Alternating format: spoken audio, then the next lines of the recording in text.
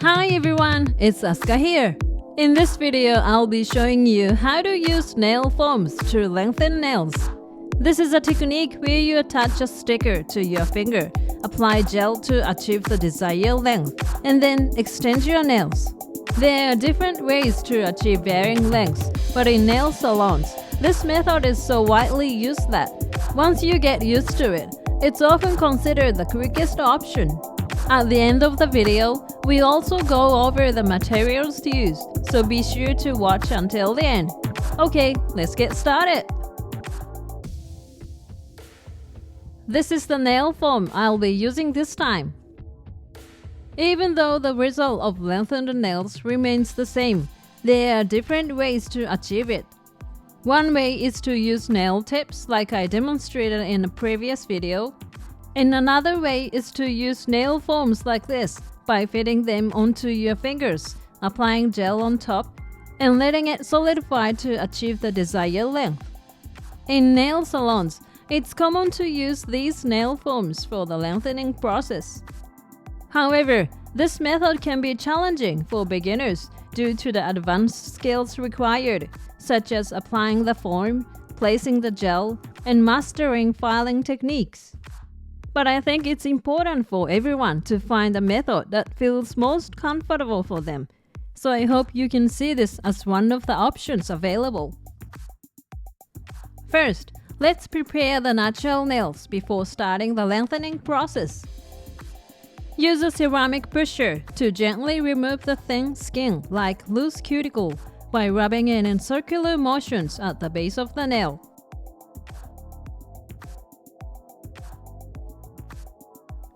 Next, trim the white part of the nail where it has grown to be as short as possible. If this part is too long, it can get in the way when applying the nail foam, so trim it to about 1 mm in length. After shaping the natural nails short, use a file to lightly roughen the surface of the nails. This process is called sanding, and it creates tiny scratches on the natural nails, allowing the gel to adhere better and enhancing the longevity of the gel. Preparations such as nail care and sanding might seem tedious, but neglecting them can affect the longevity of gel nails significantly, so I advise you to perform these steps diligently. After sanding, dampen a piece of kitchen paper with ethanol and wipe away the file and debris and any oil on the surface of the nails. If there is sebum or other substances on the surface of the nails, it can lead to peeling, so be sure to wipe it away thoroughly. The preparation for long-lasting adhesion is now complete.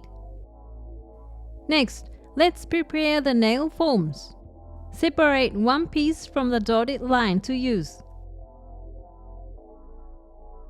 Peel off the separated nail foam from the backing paper. After peeling it off, cut out the circular section. Flip the circular cutout over and stick it, making sure the measurement for the nail tip face upwards. This adds strength to the foam, preventing it from losing its shape. Next, place the foam back onto the backing paper and use the handle of the nail brush to shape it with a curve. Wrap the nail foam around the handle of the nail brush, rotating it to create a curved shape. Having a curve in the foam makes it easier to fit onto the nail. Now, let's attach this nail foam to the nail. Once peeled off, slide the foam underneath the nail, allowing it to snugly fit in place. The key to successful foam application is to align it straight with the finger.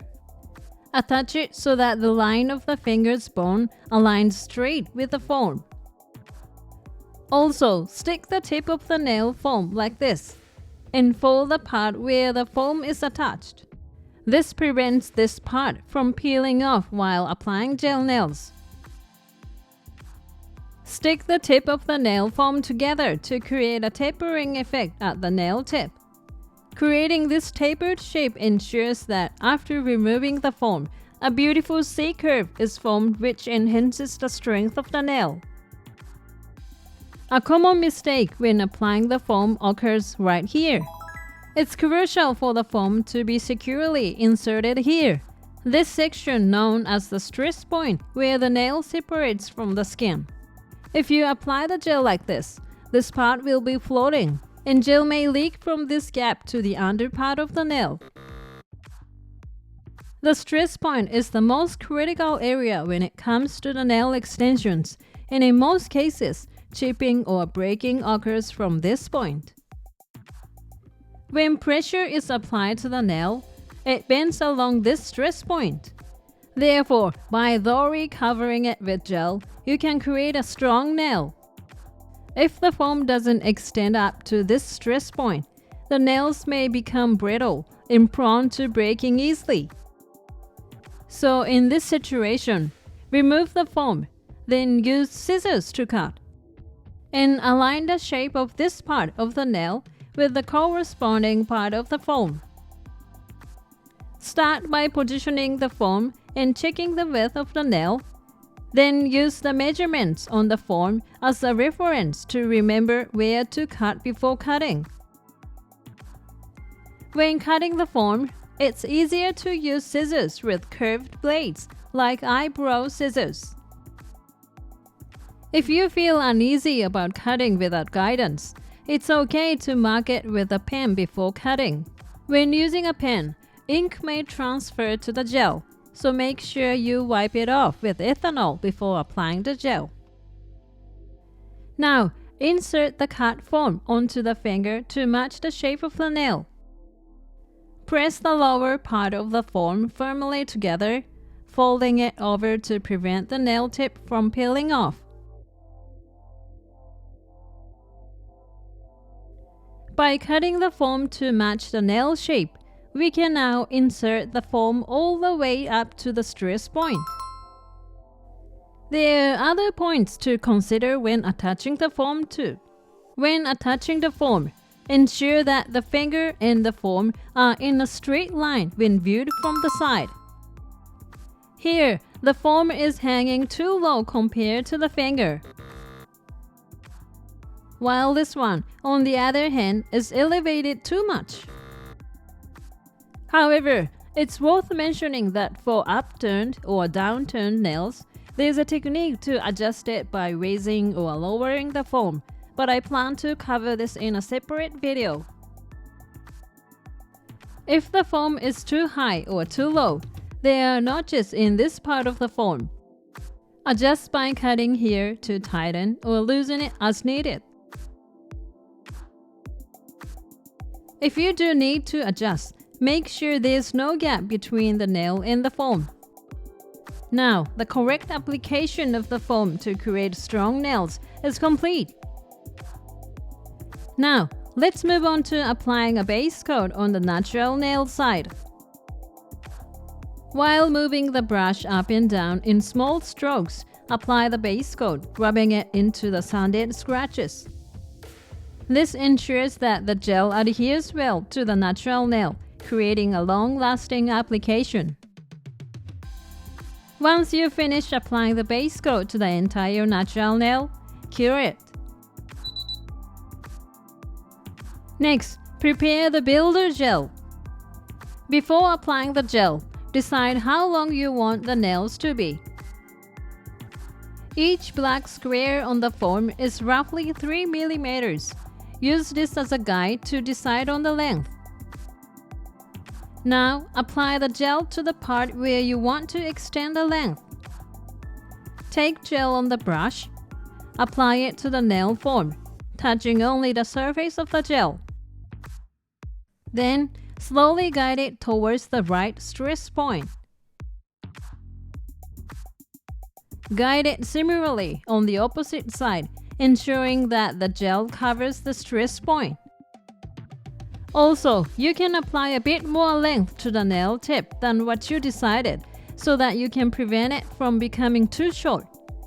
This allows for later adjustments using the file.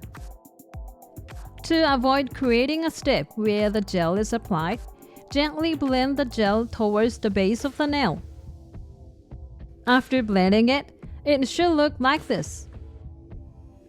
Cure it for a short time of 5 to 10 seconds under the light for preliminary hardening.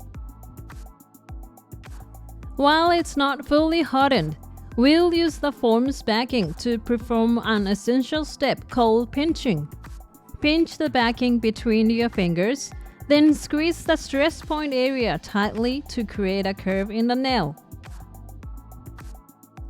This curve helps distribute impact across the entire nail, reducing stress and creating strong nails. After pinching, take plenty of gel on the brush and apply it to the entire nail to add thickness. Apply the gel gently without applying too much pressure by softly stroking it across the entire nail. Pay special attention to the area around the stress point as it's prone to breaking. I suggest making it a bit thicker here. It should look like this when you finish applying it to the entire nail. It may still appear uneven from the side, but the purpose of the second coat is to add thickness, so cure it as it is. We've applied a generous amount for the second coat, so when curing under the light, you may feel the gel get hot due to the heat generated during curing. This is an inevitable, unfortunately, so to prevent overheating, cure it under the light for 2 to 3 seconds at a time. If it gets hot, move it away from the light and repeat until it is fully cured. Once it hardens, apply the third coat. For the third coat, we will correct any indentations and smooth out the bumps on the nail surface to create a sleek finish. Take a bit more gel on the brush, place it in the middle of the nail, and then spread it evenly across the entire nail. After applying it all over, hold the brush vertically, ensuring only the tip touches the gel surface, and create a curve so that the center of the nail becomes the highest point. By guiding the gel to make the center of the nail the highest point, a curve is formed, which enhances the strength of the nail. Additionally, by using the brush to move up and down on the nail surface, any previous indentations will be blended, resulting in a smooth finish. If you are not a fan of this brush technique and find it a bit of a hassle, there's an easy alternative. Flip the nail upside down and let gravity do its work, as it will smooth out the gel surface. To do this, flip your hand over and keep it that way for around 20 to 30 seconds, then take a look. Once the unevenness on the nail surface disappears and it becomes smooth, go ahead and let it cure. When curing, expose it for 2 to 3 seconds at a time, allowing it to harden gradually. Once the third coat has hardened, start removing the foam. Trim and open up this section. When you pinch the tip of the foam and gently pull it downwards, it should come off smoothly. Check this part to make sure there's a good amount of thickness. A rough guideline is approximately 1 mm, about the thickness of a credit card. If it appears too thin, go ahead and add more gel, layering it to achieve the desired thickness. Once you've achieved the thickness, dampen a piece of kitchen paper with ethanol and use it to wipe away any uncured gel remaining on the nail surface. Now, let's use a file to shape the nails. First, adjust the length of the nails, and then shape the tips. File them into your preferred shape. Once you file the tips, file the surface of the nails. Be careful not to file away the beautiful curve created with the gel. To maintain it, make sure to gently run the file along the nail. Filing here improves the next layer of gel adhere better. After filing the entire nail, use a nail brush to brush off the filing residue. Next, Moisten kitchen paper with ethanol and wipe away the filing residue and oil.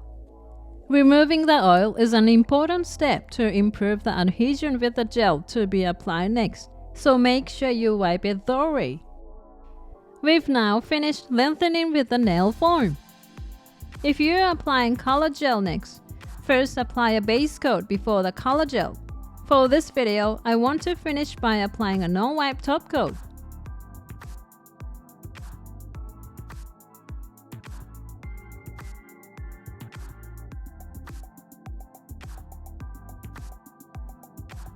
Once it's applied all over, cure it. And that completes the process. Once you get the hang of using nail foams to extend the length, it's the fastest method around, and that's why it's widely adopted. Plus, this technique is suitable for people with upturned nails, curved nails, or downturned nails, so I highly recommend everyone to give it a go. Thank you for watching. If this video was helpful to you, please hit the like button. And if you like to see more videos like this, please subscribe to my channel. See you soon. Bye.